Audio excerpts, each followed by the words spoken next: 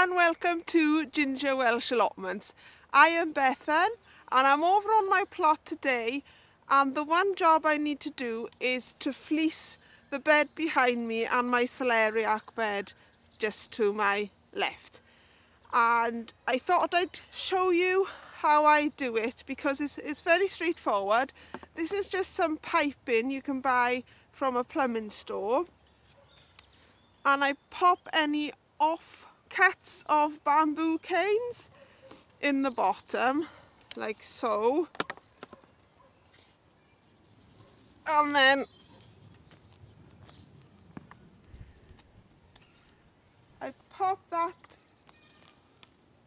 into the ground and it goes in really securely, and it stays like that hopefully all winter. I was hoping to have done more frames so the frames would always stay on the beds and I could just hinge them up and down, but I haven't got around to doing it, so it's back to the old method of last year. And someone gave me the tip about the bamboo canes and they really work well, so I thought I'd share them with you. I'm going to get on with fleecing this now, and then I'll show you around the plot. I've now covered the celeriac bed, which has celeriac this side, and then down the bottom are some turnips, radish and spring onions.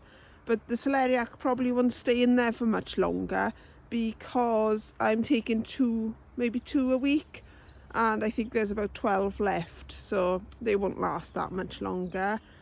And my spinach and Swiss chard and the broad beans I've covered over, but I think I made a bit of a mistake with that. I should have covered that over as soon as I planted the broad beans, because if there's any mice around they'll be able to get into that bed and dig up the broad beans, and I haven't seen any broad beans emerging yet either, so it might be a case that my children will enjoy planting them again next spring. Over here my onions are popping up. I have got some shallots now which I need to plant here, and I hope to get that done this week. And I've just levered this bed up just to show you that the onions are coming through, along with a load of weeds. Surprise, surprise. So I will need to do a weed of this at some point soon, but there's so much to do over here that I don't feel it's a priority at the moment. The other big change is the beans have gone. The beans were over there, and I have harvested the borlotti beans, and I took the runner beans down and put them in the compost. Both my compost heaps, the two on the end are compost heaps, and these two are meant to be for manure, but the place where I used to get my manure from, I've stopped doing it. They sold their donkeys on, so they don't have any manure anymore, so I think I'll probably be using them for compost now, which is a bit sad really. Isn't it always the way you find something and then it changes, you have to find it again. So I've weeded where the tomatoes were in this bed, and I just need to finish off weeding this bed. And every time I come over, I'm taking a bunch of celery home to put in my freezer. I chop it all up small and then I open freeze it on a tray. And here's a harvest I did earlier.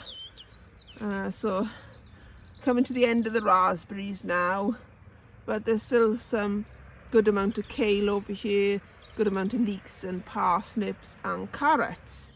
The parsnips I picked last time, they weren't sweet, so I'm hoping there'll have been a frost on them now to make them sweet, because they tasted of parsnip but without the sweetness, which was rather odd really.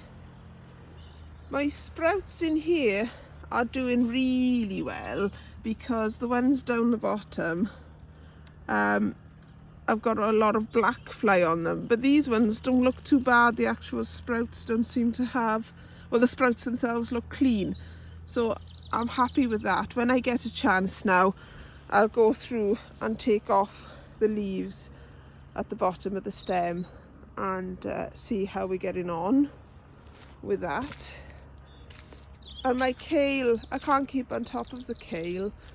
I don't suppose we eat that much kale really, so 8 kale plants was probably a bit too much.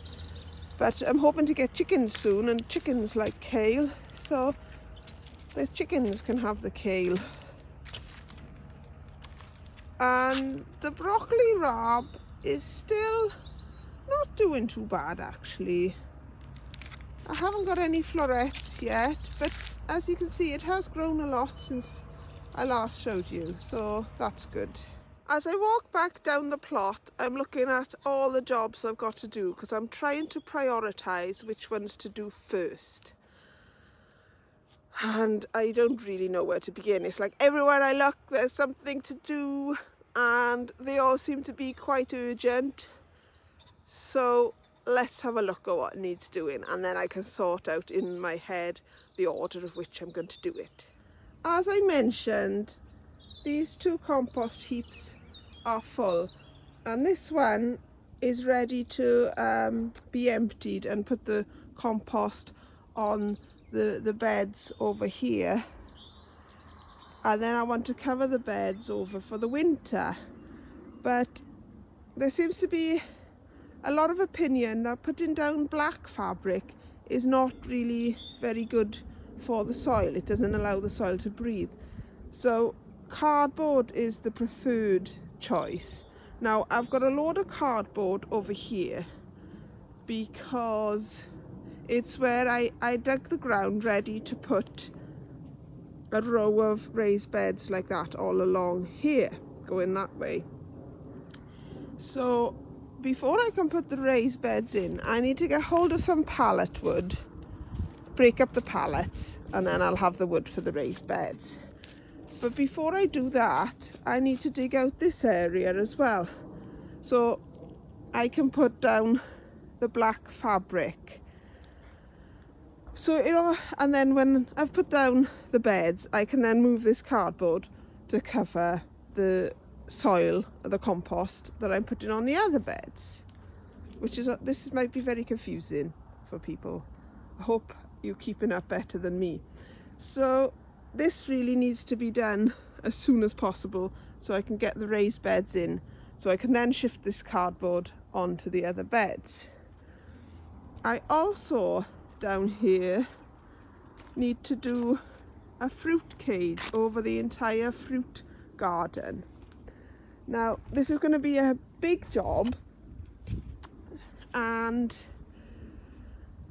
I don't quite know how to start about it. Well, I do know how to start about it, but before I do the fruit cage I want to prune my blackberries and my black currants, red currants and gooseberries, and I need to cover these over pretty sharpish because some pigeons or birds of any kind really occasionally will eat the emerging buds on your fruit bushes.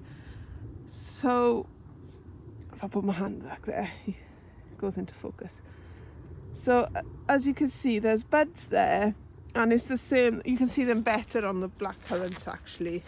So there's these here, and I want to cover these over as soon as I can really. And I think the best thing for me to do is to make a temporary bamboo structure over the red currants and the gooseberries, just to keep those pesky birds off. So then I can concentrate on clearing that bit to put in the raised beds. I think that's better rather than concentrate on building the fruit cage now. Everywhere I look there's something to do and I seem to be getting nowhere, and now I've got to go because I need to pick up my daughter. So a lot of people put their gardens to bed over the winter, but I find that I'm busier in the winter than I am in the summer, because I'm trying to get as much done to make it easier come next summer.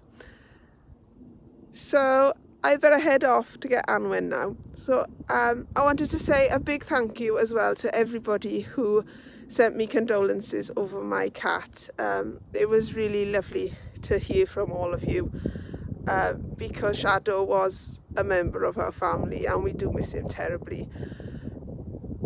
So thank you very much for understanding. And that's it from me for today. All I can say is it was quite a short job, but it was a lovely job.